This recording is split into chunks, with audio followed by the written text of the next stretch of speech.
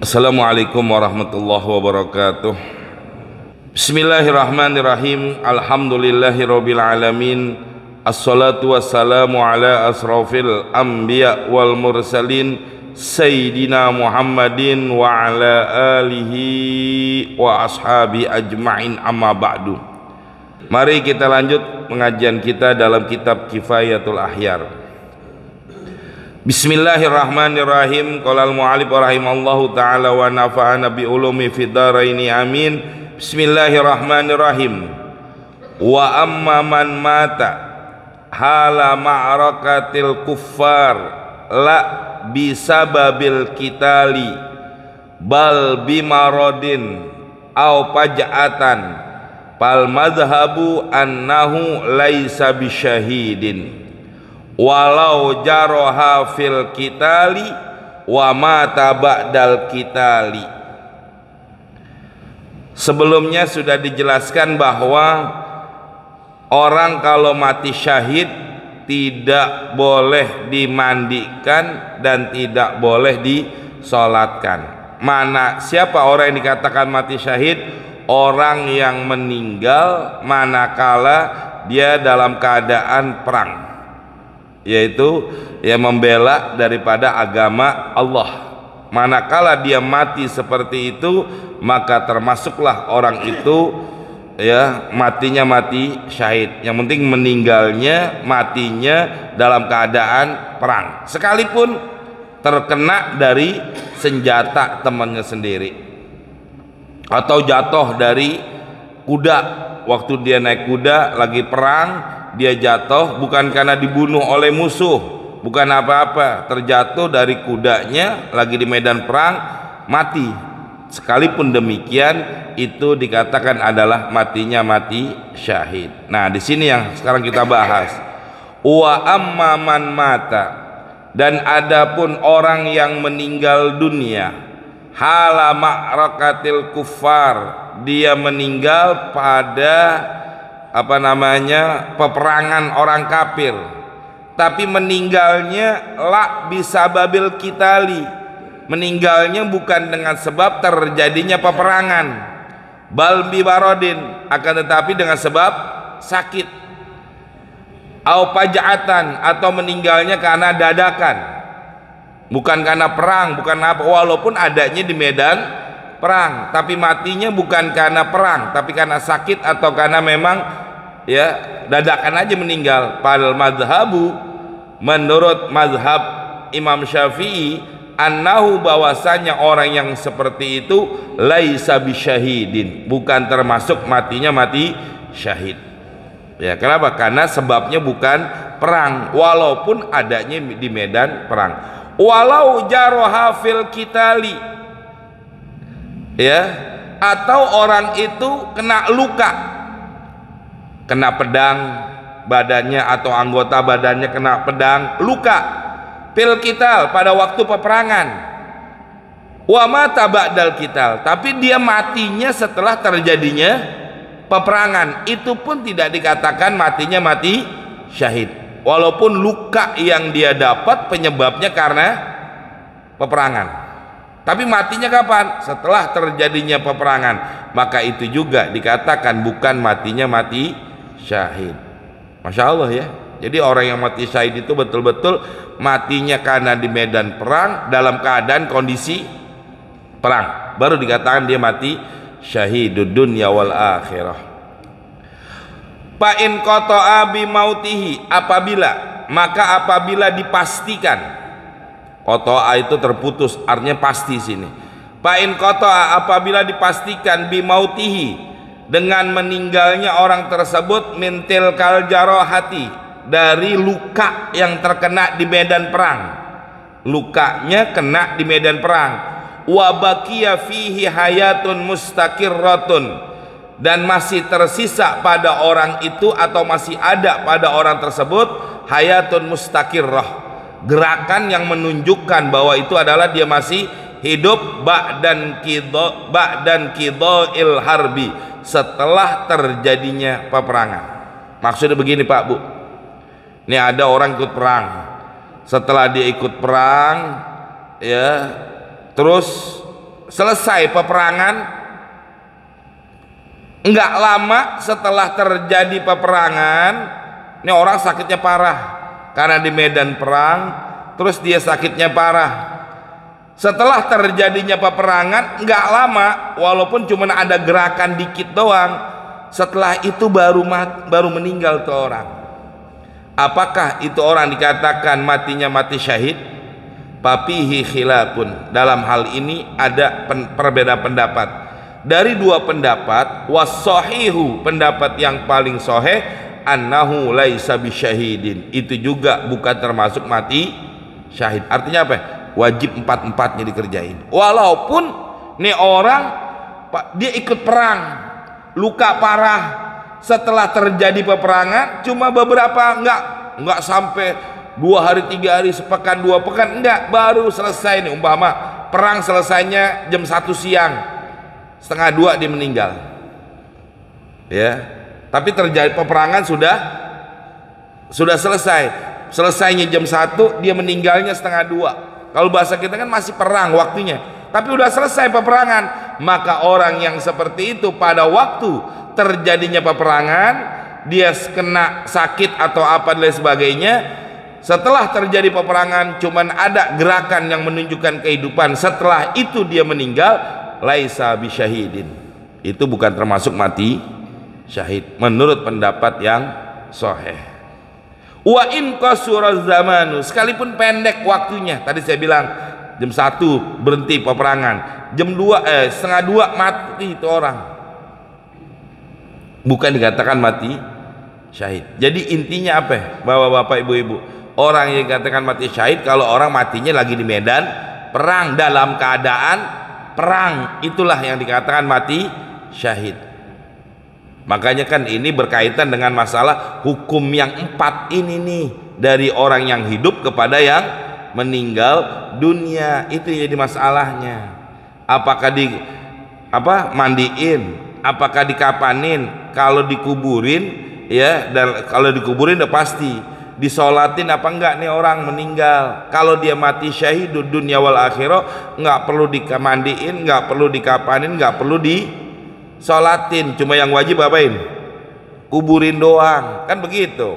Nah, ini kalau terjadi kayak begini, maka ini dikatakan tidak termasuk mati syahid. Wa in baqiya ayyaman, dan apabila masih dia hidup beberapa hari, falaisa bisyahidin bila khilafin, maka bukan termasuk orang yang mati syahid tanpa ada perbedaan pendapat. Apalagi hari ini perang bebas atau perang udah selesai, besoknya atau bahkan lusanya baru meninggal tuh orang, udah tidak ada terjadi perbedaan pendapat para ulama yang mengatakan ini orang bukan mati syahid, sekalipun terjadinya luka atau sakitnya nih orang gara-gara ikut perang, tapi matinya setelah beberapa hari terjadi peperangan, maka udah tidak ada perbedaan pendapat para ulama yang mengatakan bahwa orang ini bukan mati syahid. Masya Allah ya.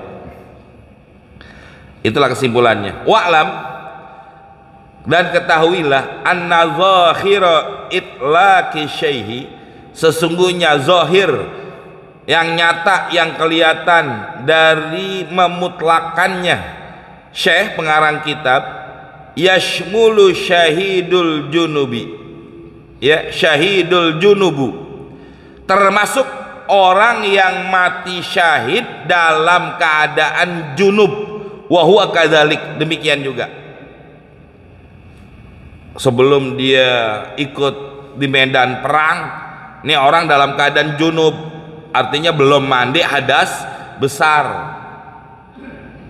Maka bagaimana kalau ada orang mati syahid di medan perang, orang itu dalam keadaan junub, maka pala yugsalu, maka enggak perlu dimandiin, wala yusalli alaihi, dan juga enggak perlu disolatin, sekalipun dia dalam keadaan junub.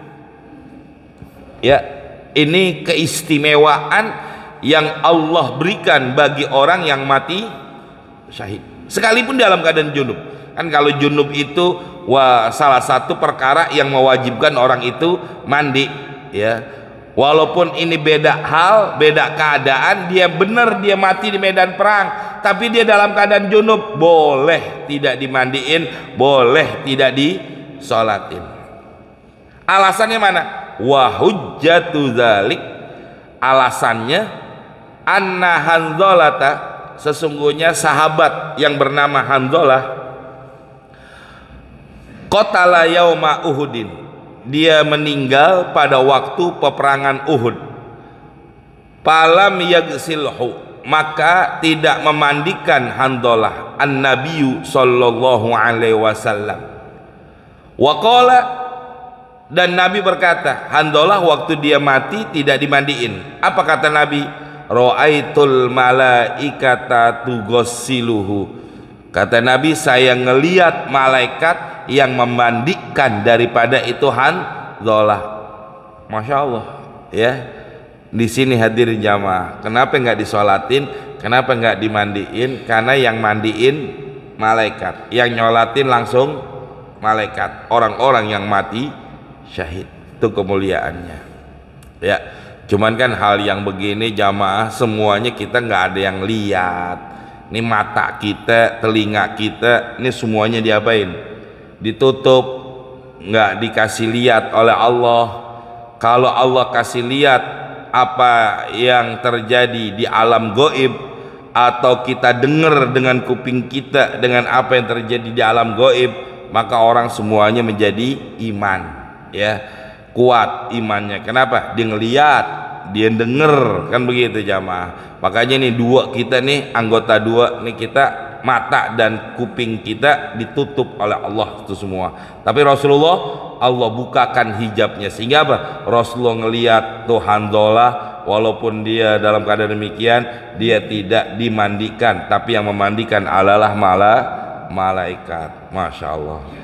Palaukana wajiban, kalau seandainya dia wajib dimandiin, lam yaskut, maka tidaklah putus kewajiban memandikan itu mayat illa bi fi'lina, kecuali dengan perbuatan manusia, artinya perbuatan orang. Artinya begini jamaah, kalau seandainya nih Hanzalah dalam keadaan junub, dia meninggal dunia karena mati di medan perang, maka nggak dimandiin. Kenapa? Karena Nabi lihat yang mandiin beliau adalah malaikat. Kalau seandainya itu tidak dikatakan sah yang memandikan malaikat junubnya daripada Hanzalah, maka Nabi nggak mungkin tidak memandikan daripada Hanzalah. Begitu maksudnya, ya. Tapi yang saya bilang tadi jamaah, buat kita yang begini kan, apa namanya istilahnya, nggak kelihatan karena mata kita ketutup, kuping kita ketutup juga, maka hal-hal yang begini ini khusus buat Nabi Shallallahu Alaihi Wasallam. Itulah jamaah keterangan tentang daripada orang yang mati syahid, ya, dan orang dikatakan mati syahid dalam kondisinya seperti apa. Itu pembahasannya, ya. Sekarang berikutnya, wa amma siktu, adapun orang yang keguguran. Ini gimana hukumnya kalau seorang ibu dalam keadaan hamil terus terjadi keguguran, bayinya ini nih, bayinya yang keguguran meninggal, bagaimana hukumnya? Itu namanya hukum sikit, namanya asiktu. Wa amma siktu, adapun keguguran, palahu halatani, maka bagi sikit ini ada dua keadaan.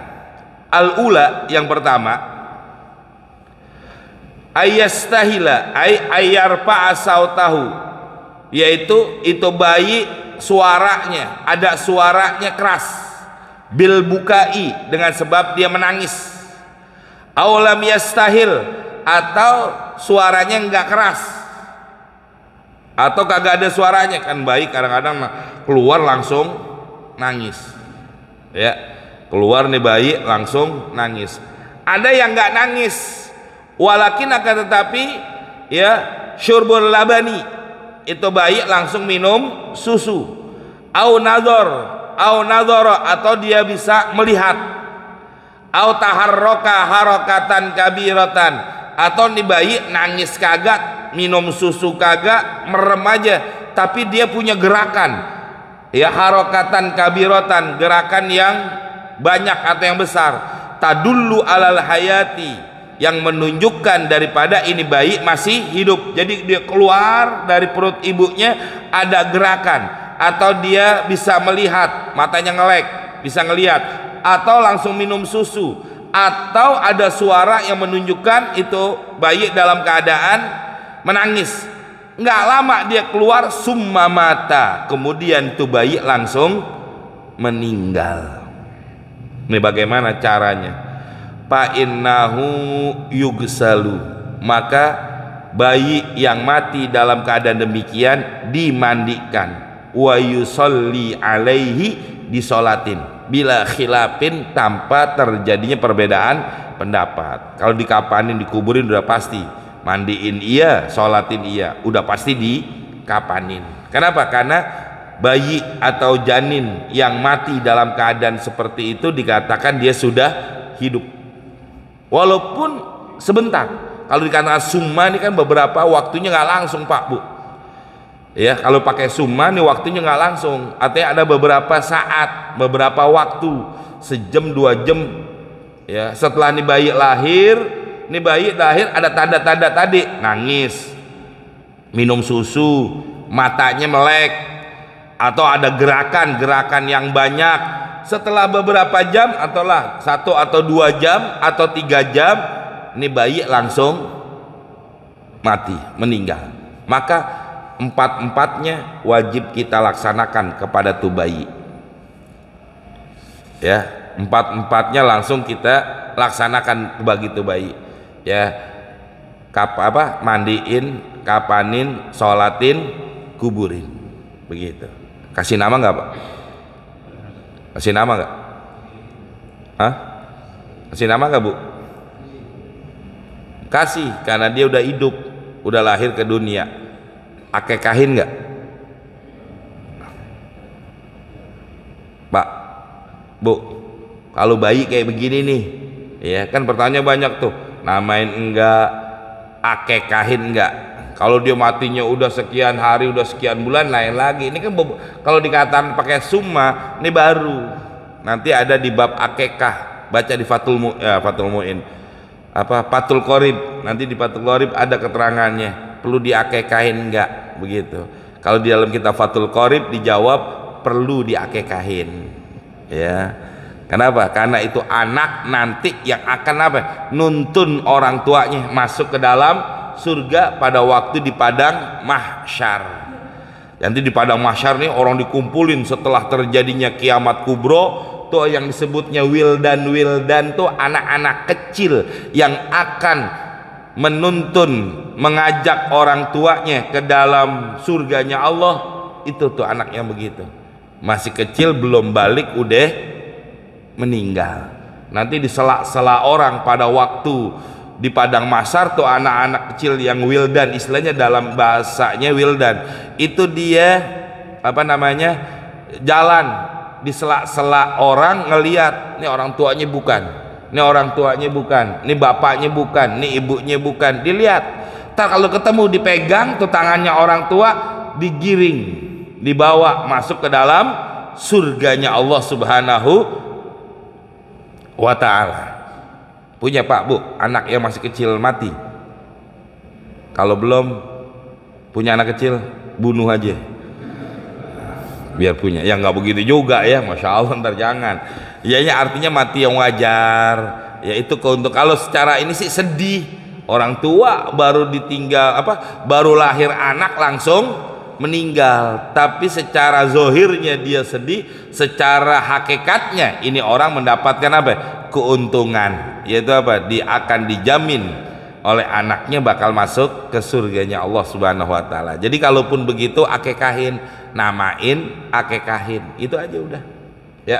Jangan nggak ada di Fathul Qorib, jawaban itu ada di Fathul Qorib, ya. Nggak tahu di kitab ini kayaknya nggak dijelasin masalah itu, nanti khusus di bab akikah, ya. Itulah hadirin jamaah, kalau terjadinya begitu, ya, maka dia diwajib 4-4-nya. Li'anna, karena sesungguhnya kami tayakunan, kami yakin hayatuhu, hidupnya itu janin, makanya wajib dilaksanakan 4 perkara tadi, ya. Wafil hadis, dalam satu hadis dikatakan izastahala sobiyu, apabila menangis seorang anak, warisa, maka itu anak bisa mendapatkan warisan, ya. Wasalla alaihi, dan ya disolatkan. Nah di sini coba jamaah, kalau kita lihat bayi baru lahir, ya ada nangisnya, setelah itu meninggal, dia aja dapat warisan. Artinya begini jamaah, ini kasus juga belum lama terjadi, dan ini orang datang ke rumah saya. Jadi gini jamaah, ini orang tua, ini masalah warisan soalnya nih. Orang tua, bapaknya nih, suaminya nih ibu dalam keadaan hamil, ya. Bapaknya setelah ibunya, ceritanya gini, nih ibu hamil, setelah nih ibu hamil dia melahirkan. Setelah dia melahirkan, cuma beberapa, nggak lama yang saya bilang tadi, antara 2-3 jam setelah anak laki-laki yang dilahirkan. Karena anak yang laki dilahirkan 2 atau 3 jam langsung meninggal. Sebelum nih anak meninggal, sejam atau 2 jam, bapaknya meninggal duluan. Bapaknya nih bayi sejam atau 2 jam sebelumnya meninggal duluan. Sedangkan ini orang tua, ini anak yang kedua, anak pertamanya adalah perempuan, anak yang kedua lahir cuma sejam 2 jam,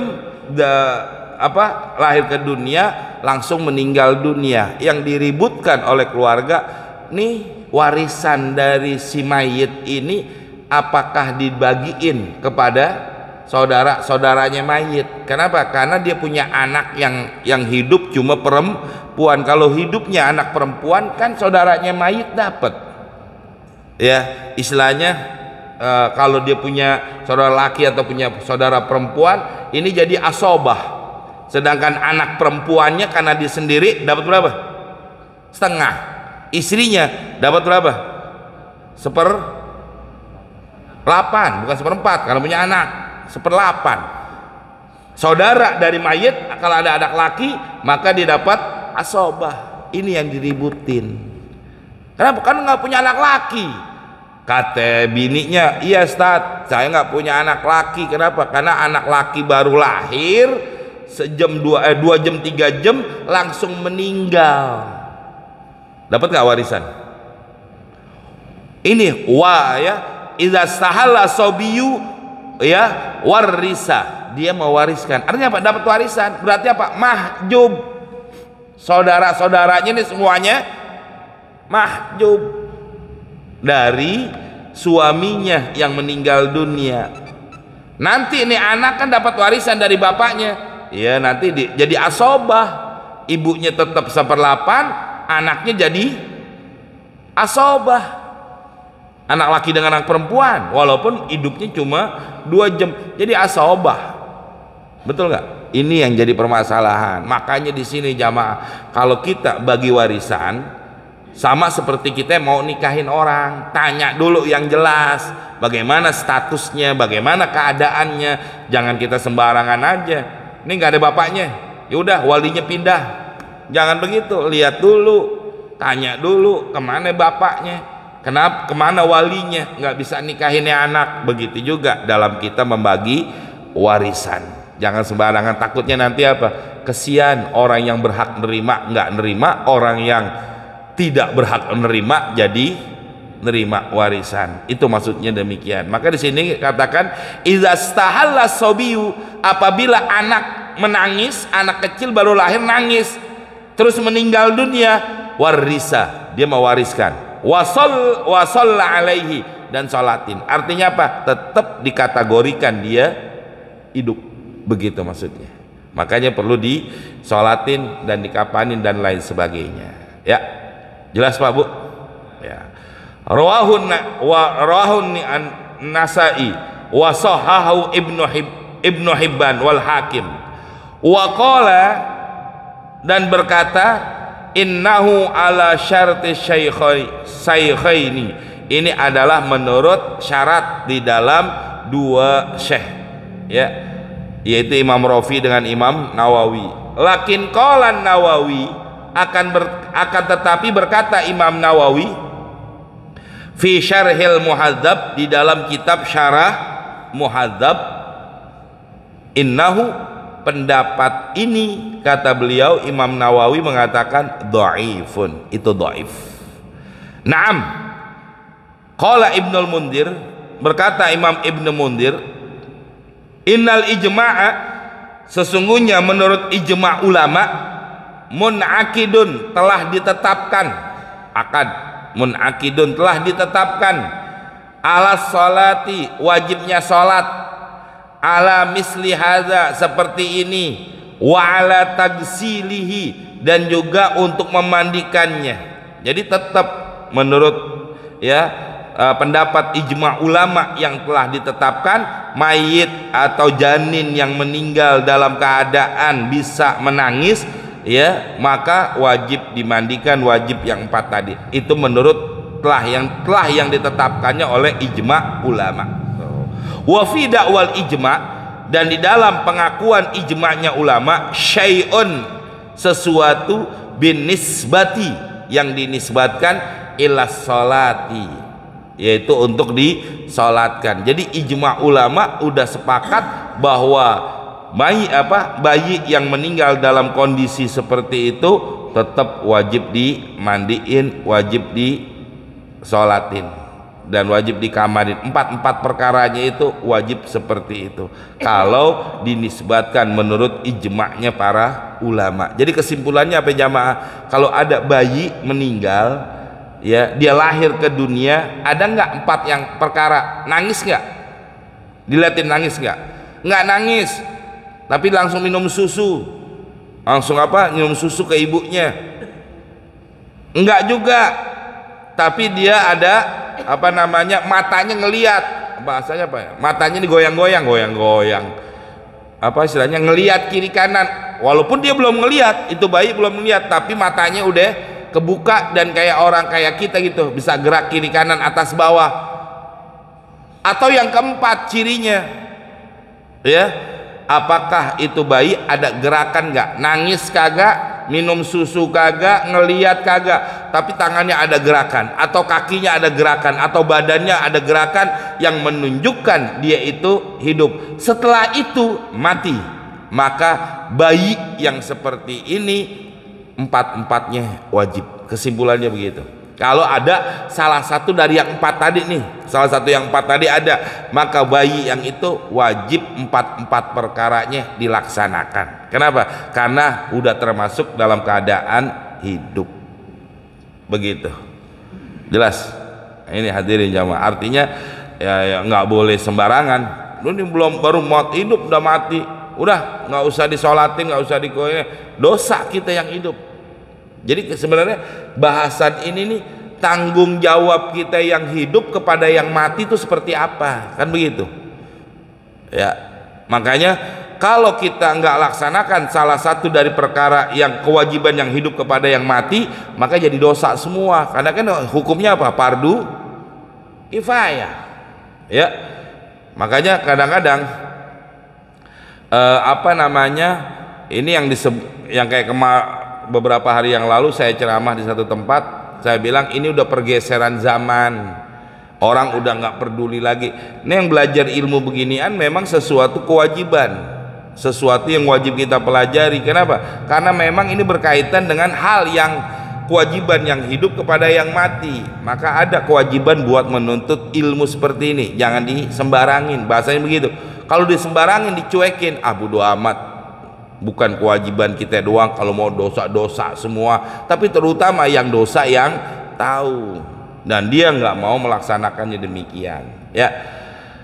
Al-halatus tsaniyah wallahu a'lam bishawab. Jadi sebelumnya udah kita jelaskan yang namanya mati syahid itu ada 3, ada syahidud dunya wal akhirah, ada syahidud dunia aja, ada syahidul akhirah aja. Kalau yang dikatakan mati syahidud dunia wal akhirah, yang tidak wajib diapa-apain kecuali dikuburin doang, yaitu adalah orang yang tadi tuh yang udah kita bahas, orang mati di medan perang dalam keadaan perang, membela agama, membela negara.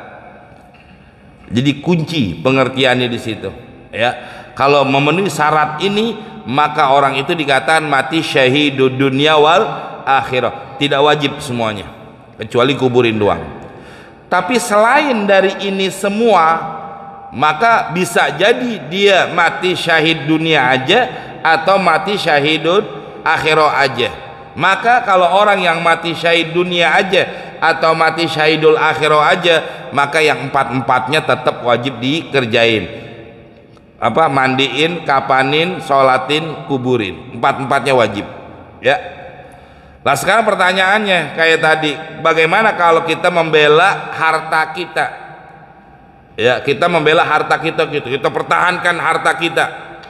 Ya, orang mau rebut, terus kita pertahankan, atau kita pertahankan apa namanya, tanah kita, ya wilayah kita dari rebutan orang-orang. Terus kita mempertahankan itu semua, mau direbut, apalagi yang ngerebut orang kafir, yang ngerebut orang mana?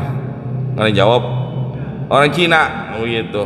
Ada yang ngerebut harta kita, dikeruk semuanya, ya. Terus matilah tuh orang dalam membela itu semua. Apakah termasuk mati syahid? Iya, mati syahid, tapi syahidul akhirah. Syahidud dunia, bukan syahid dunia wal akhirah.